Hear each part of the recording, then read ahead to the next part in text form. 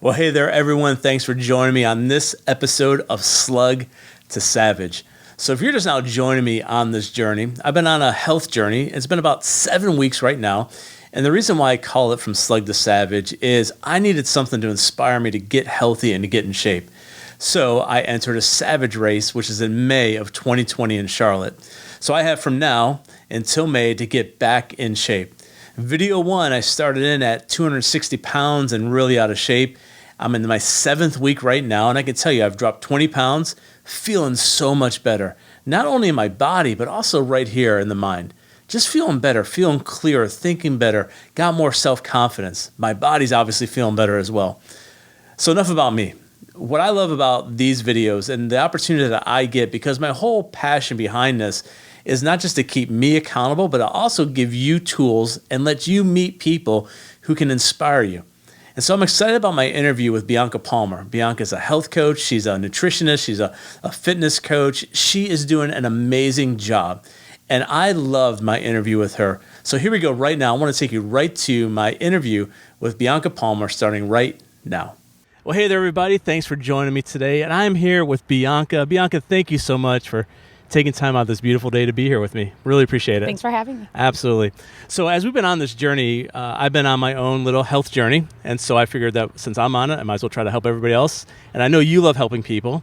But the very first question I want to ask you is why? Why do you just love helping people? Why do you train? And then we'll kind of go back and actually say what you do. But let's just talk about the why first. What drives you? I think what drives me the most is seeing the difference that I can make in people's lives and thinking about the changes that fitness has brought to my life. Okay. And if I can pass that along to others, then that makes me super happy. Now, have you always been fit? No. I mean, to a degree, so you haven't? No. Yeah. I started my journey after having my second son, Luke. Okay. So 10 years ago, because he's going to be 10 this December, middle of the night, nursing session, an infomercial came on for P90X. No way. I did it. I had awesome results, and that was what started me in my fitness journey. Mm-hmm. So a lot of your why is just helping other people and seeing the results in other people. Seeing results in other people. I also love being an example to my boys. Yeah, that's powerful. That's real too. It makes a difference. They're watching. Yes, they're always watching. And being able to keep up with them. Being able to do stuff with them. I have very active boys. Yeah. So being able to do stuff with them, play, run, whatever. Yeah. So that all those things. And it's such a good why, because what I find is in talking to people, let me ask you this way. What are some of the reasons people don't go into a fitness? What are some of the excuses people say? And what are some of the bad whys? I'll ask it that way. What are some of the bad whys and why do people just struggle? A few of them that I can come off the top of my head. Yeah. I don't have time. And I get it. I hear that all the time. We're all super busy. Yeah. And so much going on all the time. But the good thing is you don't need a lot of time. Right. Even if you have 20 minutes, 30 minutes. But it's a matter of making ourselves a priority. Yeah. Because when we take care of ourselves, we can take care of others. Yeah. So that's such a good, strong purpose too, right? If I'm healthier, I'm actually going to do better for other people around me. Yes. Yeah. I mean, and the awesome thing is that the physical changes translate to so much more than just physical. Yeah. You're physical, Absolutely. You're feeling better, you're feeling more confident, you're happier. So it just has this snowball effect that really affects not just you, but also your family. Absolutely. So let's back up a little bit and let's just talk about your steps in your journey of how you became a trainer. So how did you start? And then what are some of the steps you took to do what you do? Okay. So I started, as I mentioned, by P90X, middle of the night. P90X, middle of the night. I did it, and I had awesome results. So I shared my pictures on Facebook, my pre and post pictures. Okay. Which are pre-pictures. It's a scary thing to share. I don't think I've seen those pictures. But when I did that, I was like, you know what? I want to motivate others, especially moms. Yeah, you got to put the real you out there. Exactly, to see what's possible. Yep. And to see what you can accomplish. Yeah. So, and a lot of people gave me feedback, and then someone told me about this coaching thing you could do with these programs. I was like, okay. So I looked into it, and I started doing that first. So first was my online coaching, where I'm just kind of like keeping people accountable. Yeah. Facilitator. Sure. So I did that, and as I went along the journey, I realized I really loved Insanity, the workout Insanity. Yep. So that was the first thing I got certified to teach. Okay. So I got certified to teach Insanity. And then I did another format. And then started working at a gym, so I got my general group fitness certification. Okay. Along the way, then I've also got a personal training certification. So now I do a combo of all those three. Yeah. I do online coaching, which is awesome because I can And that's both health and nutrition? Yes. Okay. Yes. Because, I hate to interrupt you. I guess it's a good question. I know. That's a good... Right. So how much does health and how much does nutrition play in this? Because that's... Nutrition you work is out huge. all day, right? Yep. But if you don't change your eating... Especially as we get older. Yeah. We can't outsmart that diet. Is not going to... I mean, So if you can be killing your workouts, but if you're not eating right... Yeah. It's not going to work. So I definitely focus on both. Yep. But the awesome thing is that you don't have to have this crazy diet where you're like, oh no, time to eat again. Like you can enjoy your food. Yeah. It's a matter of finding what works for you. Yep. I love having balance. It doesn't mean that I'm never going to have treats. Right. Because that's not sustainable. So I like finding the approach that I use and what I share with my clients is sustainable, it's very doable, it's simple. Yeah. So that way it can be accomplished and you can stay on it. So for people who are just starting off, what are a few just tips that you would say on nutrition? Is there anything that you tell people, hey, whatever you do, you got to find balance, but avoid this? Is there anything that you should just absolutely avoid, in your opinion, to a degree? So as far as like all the food groups, I eat it all. Yeah. So I don't personally take out carbs or anything like that. I eat them. But now, there's the ones that you should eat and the ones that you shouldn't eat, right? Yep. So I focus on those good ones. And it's not only figuring out the right quantity, how much of each type of food, but the right combination. So how many protein versus carbs and all that. Yeah. But so you want all those major food groups in there, but in the right quantities. Yeah. Of course, you want to eliminate crap as much as you can, all that not so good stuff. That's right. Which is why having a coach is helpful.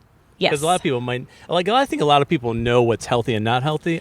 That's somewhat obvious, but what's not obvious is the balance and what to eat, when, and with what. That's not obvious. Yes, and also how much of each and the combos, like how many protein versus how much carbs and fruits and veggies and all that. Depending on what you're training for is going to dictate some of that as well, which is why getting somebody like Bianca to help you with that is just a benefit, because I'm assuming you customize, right? Correct. So depending on the person and the goals and what they're doing and their activity level and what type of workouts they're doing. Yep. Yes. So speaking of this, and one final big question, what is your favorite workout?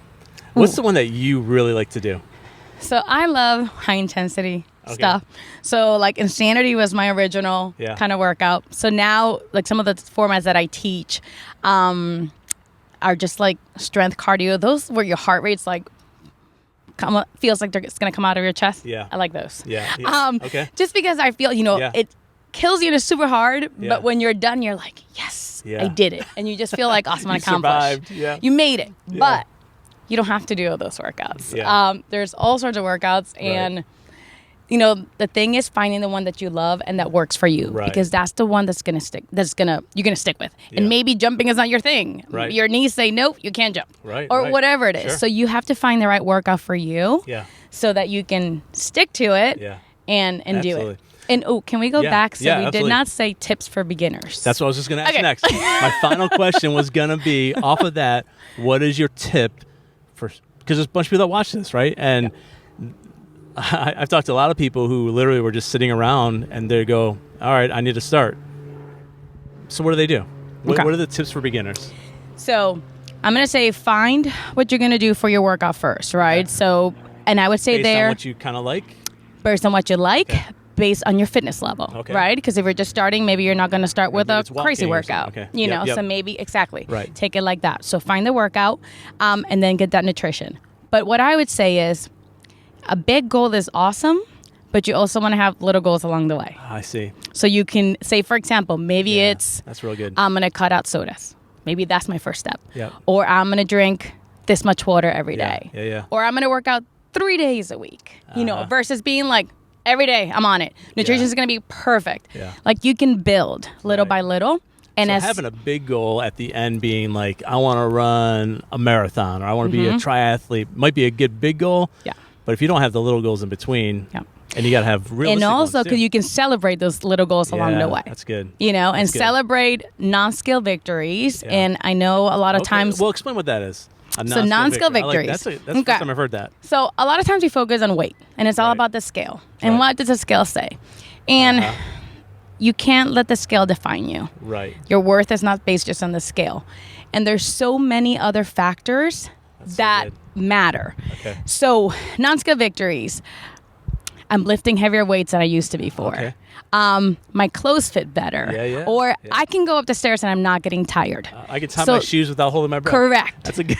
So stuff like that, right? Little things that you couldn't do before. That's so good. And it's like, it's not just a scale that's going to say how far you've come, but along the journey, you can celebrate all these things. And that's what I like with my group, with my online accountability group, we do that a lot. Yeah. Like, let's focus on all these things that we can celebrate along the way. That's so good, because a lot of people that probably are watching and or have tried a workout and have stopped is probably because they're frustrated over that.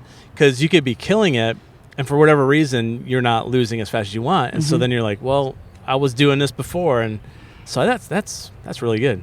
And pictures, even though you're like, I don't want to take pictures, but sometimes pictures really tell a story. That's true. So it's nice to have those before, and then you can do them side by side, and sometimes you'll be like, oh, wait. Yeah. There is a change. Man, I hope you were paying attention. This is awesome. Good stuff.